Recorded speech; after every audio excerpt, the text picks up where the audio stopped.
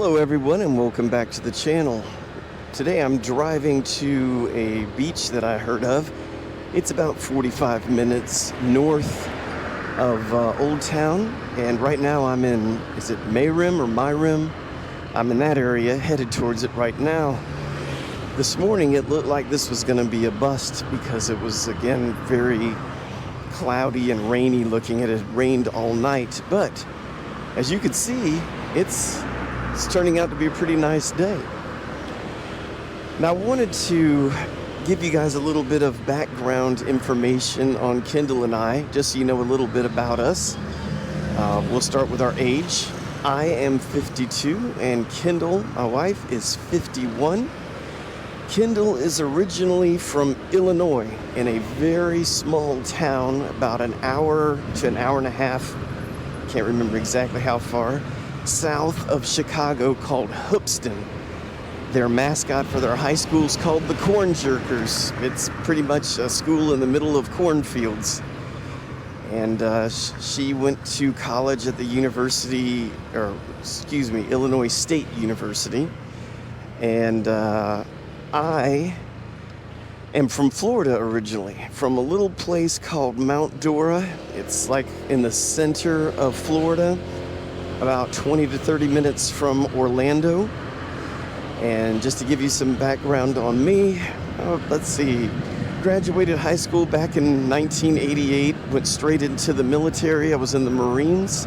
I was in the Marines from 1988 to 92. And in 1990, during that time in the Marines, and that's when I first got to visit and fall in love with this country, Thailand. So I spent, I believe it was about 6 weeks down in the Pattaya area, and I took vacation while I was in Pattaya, and I also went up to Bangkok to check that out. Fell in love with this country. And ever since, this has been my favorite place on earth.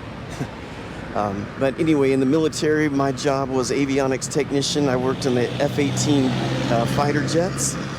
I was stationed on Marine Corps Air Station Beaufort, South Carolina. And I have lived in South Carolina, well, since I was stationed there in 88, and went to boot camp there in 88. In Paris Mountain. I had been there from 88 until I came to Thailand, so I've been there a very long time. The jobs I had when I got out of the Marines, got out in 92, got in the financial industry, stayed in that till 2012, and I started, I had done photography on the side and started making more on the side to doing weddings than I did at my job. So I left my employment there and started doing photography full-time. Eventually got into real estate photography, where I did real estate photography photos and video for real estate agents. And I did that all the way up until 2021 when we moved to Thailand. And the area we lived in, Kendall and I both lived in South Carolina, is it's the upstate near Greenville, South Carolina. We were in a little town. Our last home right before we left to come to Thailand was in a place called 6 Mile. It's an extremely small, doesn't even have a stoplight in the entire town. We had 7 acres, 2-story house, about 1,700 square feet. And that's where we lived. Kendall worked as a data analyst for a medical analytics company, and I was a photographer / videographer. Now we're in Thailand. We picked Chiang Mai for various reasons. I'd never been here before we got here. You would think that I would go somewhere in Thailand that I've been before. First time, as I told you, I was in Thailand was in 1990. Second time I went with Kendall, and that was in the year 2016. I think it was November of 2016. And that was the year when the king passed away. It was kind of a dark time to be here. But that's when we were here. Everyone was in mourning. And my third visit was in 2021. We got here March 27th, spent 2 weeks in an ASQ quarantine hotel in Bangkok. And after the 2 weeks, we came to Chiang Mai, and that's where we're at. I'm currently still learning the Thai language. I've been learning it now for 4 months.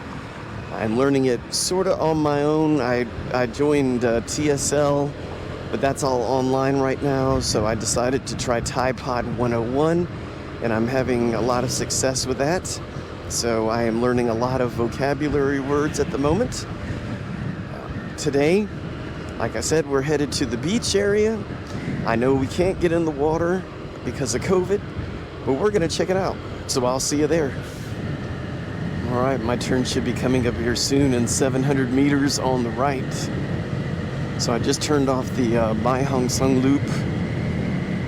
The road, and taking a side road. Yep, I can see it already. Oh, the day turned out perfect. Yep, here's the entrance.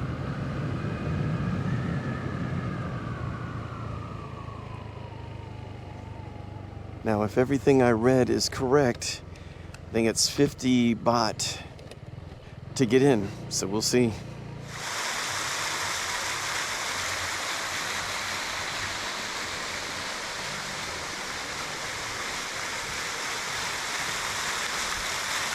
All right, let's do our COVID stuff.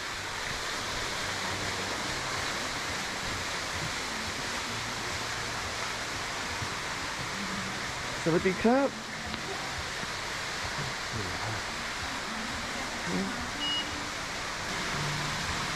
There we go. So what it is the parking fee is 50 baht for a car, and motorcycle is 20 baht. So let's see, they have their cafe. I'll be over here in just a minute, check that out a little bit more. Let's take a look around first. There's their bathroom area. Hello. A little area here with their little smoke effect. It looks pretty nice.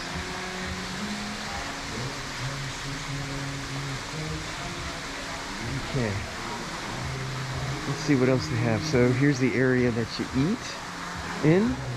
All right, so we got a sign here. It says garden, go to the right.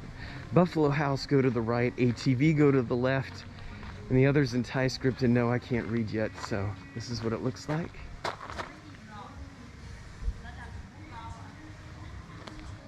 All right. And I saw this online. This is their little fruit display with their name.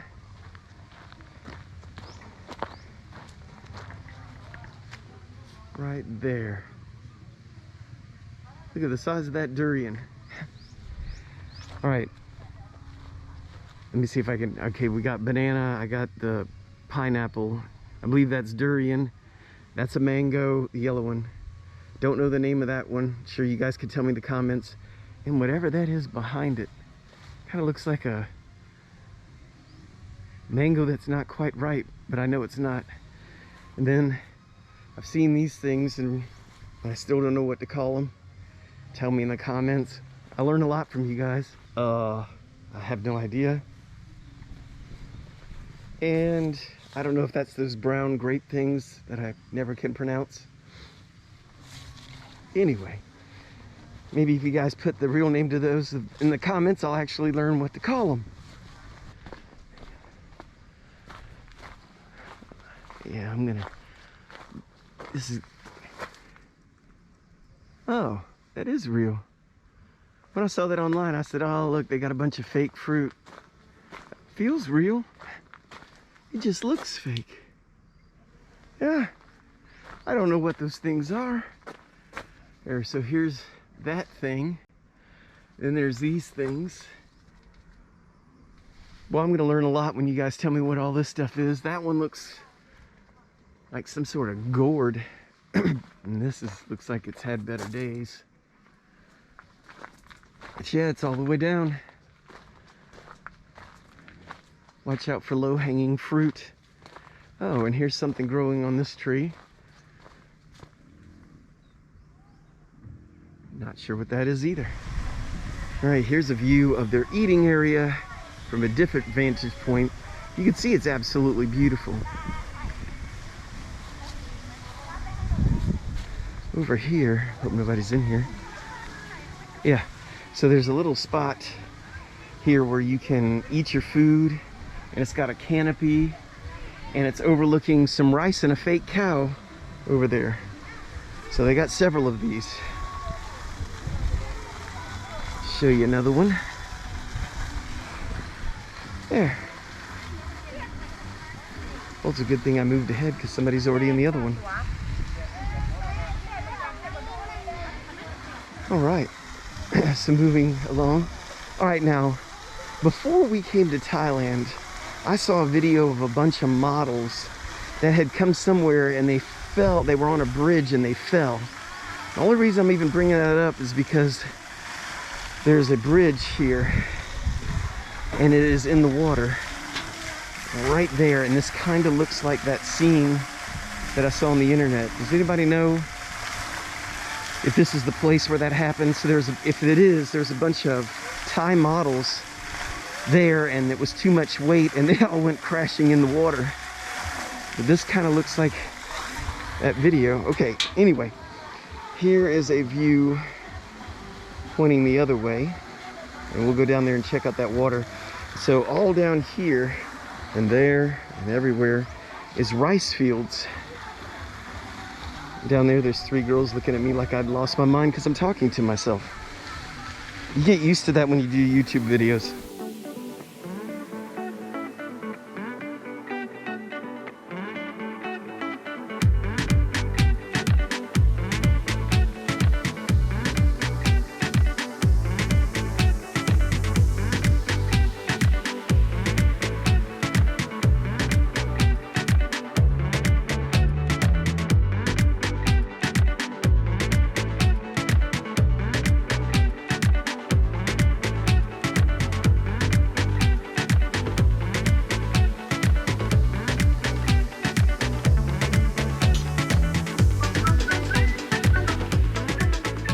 And now we're getting down to the water area, slowly but surely. Shot of the beach area. So it looks really nice. You can't get in the water right now because of COVID. COVID's always a party pooper. All right, here is the beach area. I need to give you a pan across here. It's looking lovely. See if I can get some better angles in this because I'm fighting against the sun. So here's the water, and here's kind of what the beach looks like.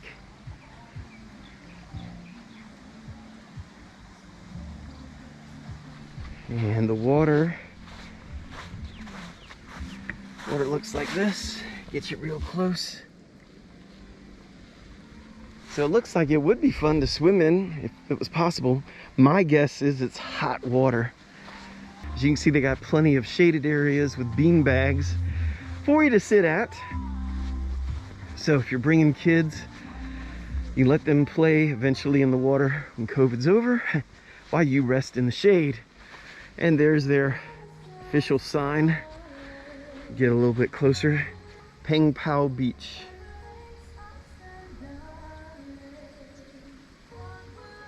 Alright, so I bought some fish food. Now, some people like to just sprinkle a little bit in there and let them go crazy. Just keep that going.